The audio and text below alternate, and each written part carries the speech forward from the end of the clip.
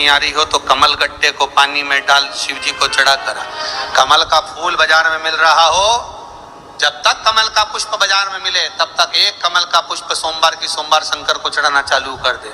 सोमवार को नहीं चढ़ाए तो प्रदोष को चढ़ा, और शंकर की भक्ति कर। और कमल का फूल ना मिले तो कमल गट्टा पानी में डाल, उस पानी को शंकर पर चढ़ा, पर चढ़ा देख, क्योंकि शिव के चरणों में रहने के लिए माता ख्याति ने लक्ष्मी देना चाहिए, और लक्ष्मी जी को भगवान शंकर ने नारायण को दे दिया। अगर वही कमल के पुष्प पर लक्ष्मी का निवास होता है, इसलिए दीपावली पर कमल का फूल शिव जी को, भगवान माता लक्ष्मी को समर्पित होता है। कमल का पुष्प मेरे भगवान विष्णु ने शंकर भगवान को सावन के महीने में 108 दिए थे। वो पुष्प का फल इतना मिला कि भगवान विष्णु को सुदर्शन चक्र मिल गया था। सुदर्शन चक्र किसका था? भगवान शंकर का। वो चक्र भगवान विष्णु को दिया। ले लो, तुमने कमल के फूल चढ़ाए 108, ये कमल का पुष्प चढ़ाने का फल ये कि अपना सुदर्शन चक्र तुमको देता हूं, दुष्टों का संहार करना ये आपको देता हूं। भगवान विष्णु सुदर्शन चक्रधारी हो गए। केवल कमल का पुष्प चढ़ने से भगवान नारायण को लक्ष्मी प्राप्त हो जाती है, इसलिए लक्ष्मी जी की प्रियता कमल का पुष्प है। वो कमल के पुष्प का जल, कमल का जल या कमल गट्टे का जल शंकर पर आप प्रदोष की प्रदोष, सोमवार की सोमवार नहीं आ रही ना लक्ष्मी, पैसा नहीं आ रहा, अब आपने सब दूर माथा टेक लिया, चढ़ाना चालू करो। एक कमल गट्टा पानी में डालो, उस पानी को शिव जी को चढ़ाओ, चढ़ाइए। आंख का पुष्प, जो आंकड़े का पुष्प होता है, शंकर को बड़ा, और दूसरे नंबर पर शंकर को प्रिय है शमी का पुष्प, बहुत ध्यान देना महाराज। तीसरे नंबर पर शंकर को प्रिय है महाराज सरसों का पुष्प। सरसों होती है ना, जो राई अपन बोते हैं, सरसों बोते हैं, उसमें पीले कलर का जो पुष्प लगता है। हमारा तो निवेदन रहता है जब तक सरसों आए तो प्रयास करा करो कि सरसों के 108 पुष्प शंकर भगवान पर चढ़ाना प्रारंभ कर दो। महाराज ये पक्का है कि वर्ष भर कोई बड़ी बीमारी आपको घेर नहीं सकती अगर सरसों के फूल शिव को चढ़ रहे हैं तो। और प्रयास करना कि सरसों का जो पुष्प होता है, सरसों का जो फूल होता है महाराज, अगर कोई व्यक्ति को किडनी या लीवर से जुड़ी हुई कोई तकलीफ होती है, या किसी व्यक्ति का एक्सीडेंट हो गया होता है और उसका कोई अंग रह गया हो, कोई शरीर का कोई भाग रह गया और वो काम नहीं कर रहा हो, जैसे किसी के पांव रह जाते हैं एक्सीडेंट के बाद, किसी का हाथ रह जाता है, या कोई अंग काम नहीं कर रहा हो, वहां ब्लड पहुंच नहीं रहा हो, वो जगह एकदम सुन्न हो गई हो, खाली पड़ गई हो, तो उसके लिए शिव महापुराण की कथा कहती है कि सरसों के पुष्प 11 शंकर जी के राइट भाग में, जहां शिव जी के गण दरवाजे के द्वारपाल मणिभद्र जिस जगह पर निवास करते हैं, कौन निवास करते हैं? मणिभद्र। शंकर जी के दरवाजे के द्वारपाल हैं मणिभद्र जी। तो मणिभद्र दरवाजे के द्वारपाल में राइट भाग में मणिभद्र जी विराजते हैं। मतलब राइट भाग कौन सा हुआ? जब आप मंदिर से बाहर निकलेंगे तो राइट भाग, मंदिर में प्रवेश करेंगे जब राइट नहीं होना चाहिए, आप मंदिर से जब जाएं तो राइट भाग। मतलब आप मंदिर से राइट से जाएंगे तो शंकर जी का भी राइट हो जाएगा, क्योंकि शिव जी ऐसे बैठे हैं तो शंकर जी का भी राइट हो गया, देवता उनका भी राइट हो गया, तो राइट भाग सीधा हाथ मणिभद्र जी का स्थान। 11 सरसों के पुष्प मणिभद्र के उस द्वार पर आप रख दीजिए, और मणिभद्र के द्वार पर रखकर अंदर जाकर 108 वापिस जब आप बाहर निकल रहे हैं, ये पुष्प आप रखने के बाद एक बार बाहर जाएंगे, फिर वापिस आएंगे मणिभद्र के रखने के बाद, और अंदर जाकर 108 सरसों के पुष्प शंकर को समर्पित करेंगे महाराज। उस सरसों के पुष्प जो शिव जी को आप समर्पित कर रहे हैं उसको वापस लेकर आएंगे, श्री शिवाय नमस्तुभ्यम बोलकर उस सरसों के पुष्प को महाराज सरसों के तेल की बोतल में उसको डाल लीजिए। शंकर भगवान को किसी भी प्रदोष में, शाम के समय प्रदोष काल में उस तेल को वापस ले जाकर चढ़ा दीजिए शिव जी को, उसको वापस लेकर आ जाइए। उस तेल का प्रयोग आप नाभि में डालिए, और जो शरीर काम नहीं कर रहा उस स्थान पर कम से कम 15 दिन 20 दिन तक उसकी मालिश करना प्रारंभ करिए। बाबा चाहेगा तो चलाने का प्रयास कर देगा और वो अंग, वो शरीर काम करने लगेगा। मणिभद्र का स्मरण, श्री शिवाय नमस्तुभ्यम, सब बोलिए एक बार जमकर, श्री अरे पहले बोल दिया, हमारे साथ तो बोलो, श्री शिवाय नमस्तुभ्यम। हार श्रृंगार का फूल भी कहते हैं, जिसको शिडली का फूल भी कहते हैं, पारिजात हार। जितने लोग फेसबुक यूट्यूब पर कथा सुन रहे हैं वो भी इस पारिजात के फूल का दर्शन अवश्य करें। और एलईडियां लगी हुई हैं, उन पर भी आप आराम से पारिजात के फूल का दर्शन कर सकते हैं। पारिजात का पुष्प, हार श्रृंगार का फूल,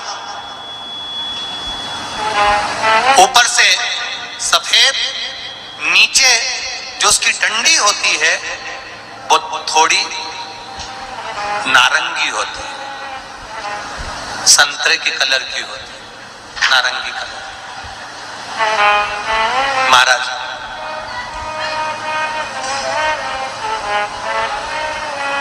रात्रि में खिलने वाला ये फूल, रात्रि में जो फूल खिलता है ये पारिजात का, और हार श्रृंगार का जो ये पुष्प है, जिसको हार श्रृंगार भी कहते हैं, पारिजात भी कहते हैं, और कहीं कहीं इसको शिडली का पुष्प भी कहते हैं। ऊपर से सफेद होता है, नीचे उसकी जो डंडी होती है वो नारंगी कलर की होती है। शिव कथा कर रही है,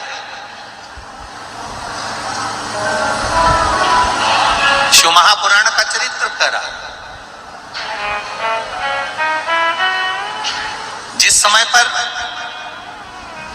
संतान की प्राप्ति नहीं होती या किसी कारणवश,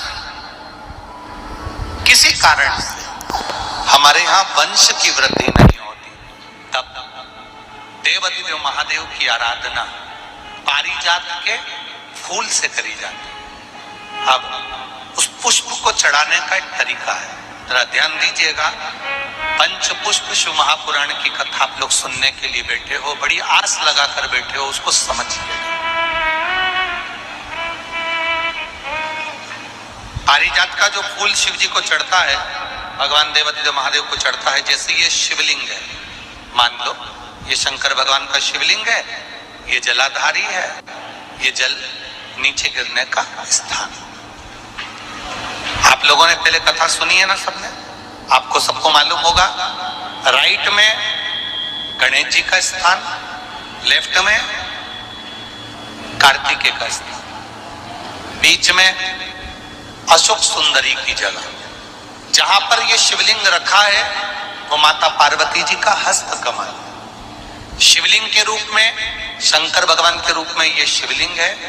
ऊपर से जो एक एक बूंद जलाधारी नीचे गिरती है और शंकर भगवान की 5 लड़कियां, जया, विषहरा, शामली बारी, दौतली और देव, ये शंकर जी की 5 बेटियां हैं। वंश वृद्धि के लिए, कार्य सिद्धि के लिए, वैभव प्राप्ति के लिए, या अपने हृदय की सुख समृद्धि के लिए, संतान प्राप्ति के लिए पारिजात हार श्रृंगार के फूल की शिव जी को आराधना होती है।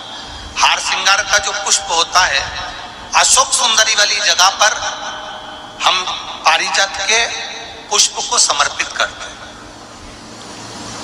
उसकी डंडी का जो मुख है वो शिवलिंग की ओर होता है जब अपन अशोक सुंदरी पर चढ़ाते हैं, और फूल का मुख इधर होता है। वापिस उसी पारिजात के पुष्प को उठाकर हम माता पार्वती जी के हस्त कमल पर, जो गोल हस्त कमल है, वहां समर्पित करते हैं। उस जगह पर माता पार्वती जी की ओर से जो पुष्प समर्पित किया जाता है, उसकी डंडी पारिजात की हमारी ओर होती है, पुष्प का मुख महादेव की ओर होता है। तीसरी जगह जब हम पारिजात के पुष्प को अशोक सुंदरी पे से उठाकर जगत जननी के हस्त कमल पर रखते हैं, हस्त कमल पे से उठाकर देवाधिदेव महादेव के शिवलिंग पर रखते हैं, उस समय पर पारिजात के पुष्प की डंडी शिवलिंग के ऊपर होती है और फूल का मुख अपनी ओर होता है। इस जगह पर पारिजात के पुष्प की डंडी के केसर से ही महादेव को त्रिपुंड लगाया जाता है और महादेव से प्रार्थना करी जाती है। अब एक बार आप लोग अच्छे से समझे। जैसे मान लो अभी पारिजात का तो फूल यहाँ पर नहीं है, पर आप टीवी पर दर्शन कर रहे होंगे। पारिजात पुष्प की जो पीछे की डंडी होती है, फूल सफेद और पीछे जो डंडी होती है नारंगी कलर की, केसरिया कलर की, उसको तोड़ लिया जाता है। तोड़कर ऐसी 25-50 फूल की पीछे की डंडी को तोड़कर उसको रख दिया जाता। उसको धूप में नहीं सुखाते, केवल घर में उसको एक कटोरी में या थाली में रख दो, वो धीरे धीरे सूख जाएगा। सूखने के बाद उसको पीसकर उसका चंदन तैयार हो जाएगा पारिजात फूल की उस डंडी का।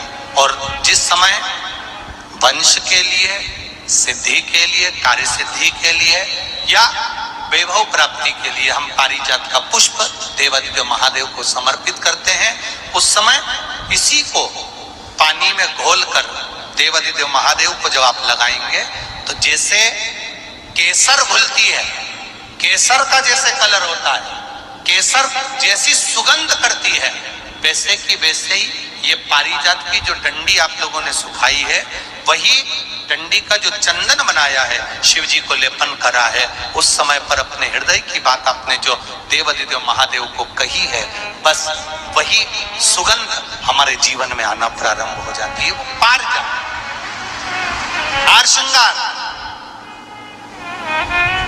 अब जरा ध्यान दीजिएगा, हार श्रृंगार के पुष्प, पारिजात का जो पुष्प है, सोमवार की अष्टमी पड़ने पर यदि हम देवादिदेव महादेव की पारिजात के फूल से आराधना करते हैं, स्मरण करते हैं, तो उसका फल भी हमें अधिक प्राप्त हो। का पुष्प, हार श्रृंगार का पुष्प एक अगर देवादिदेव महादेव को आपने चढ़ाना चालू कर दिया, समर्पित करना प्रारंभ कर दिया, तो आपको पीछे पलट कर देखने की जरूरत नहीं पड़ेगी, महादेव हाथ पकड़ के रहता। पारिजात का